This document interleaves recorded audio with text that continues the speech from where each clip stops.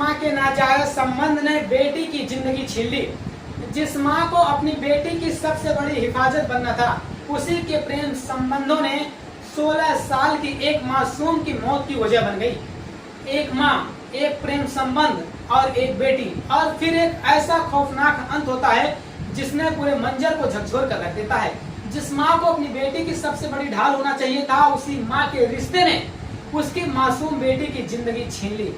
16 साल की एक लड़की जो सिर्फ अपनी माँ को समझाने की कोशिश कर रही थी, आज इस दुनिया में नहीं रही। उसकी लाश सूटकेस में बंद मिली, जंगल में जलाई गई और उसके कत्ल की वजह बताई जा रही है माँ का प्रेम संबंध। दरअसल नवा शहर से सामने आई ये कहानी सिर्फ एक हत्या नहीं, बल्कि एक रिश्तों के टूटने, भरोसे, अंधे प्रेम और एक मासूम जिंदगी की दर्दनाक मौत की कहानी है।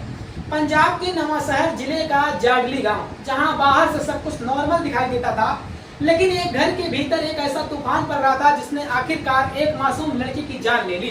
45 साल की उषा रानी अपने पति से अलग हो चुकी थी।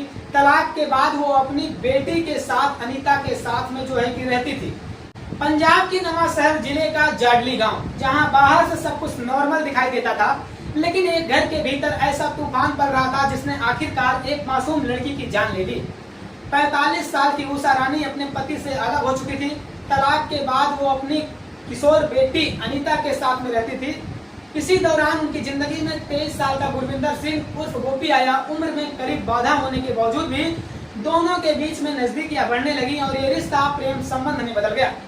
धीरे धीरे गुरविंदर का घर में आना जाना बढ़ गया, लेकिन घर में एक शख्स ऐसा था जिसे ये रिश्ता बिल्कुल मंजूर नहीं था, और वो थी उषा रानी की बेटी अनीता।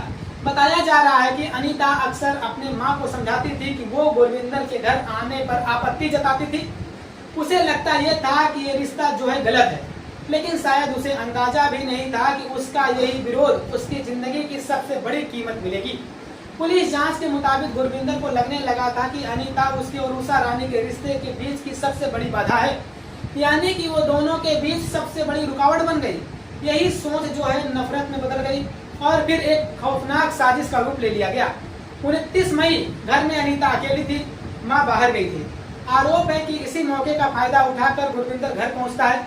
इसके बाद जो कुछ हुआ वो किसी क्राइम टेलर की स्टोरी से कम नहीं है।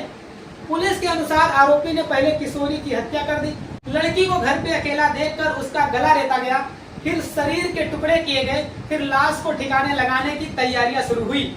शव को एक बड़े सूटकेस में बंद किया गया। उसके बाद उस सूटकेस को मोटरसाइकिल पर बांधा गया और कई किलोमीटर दूर होशियारपुर के एक जंगल में ले जाया गया। लेकिन कहानी यही खत्म नहीं हुई।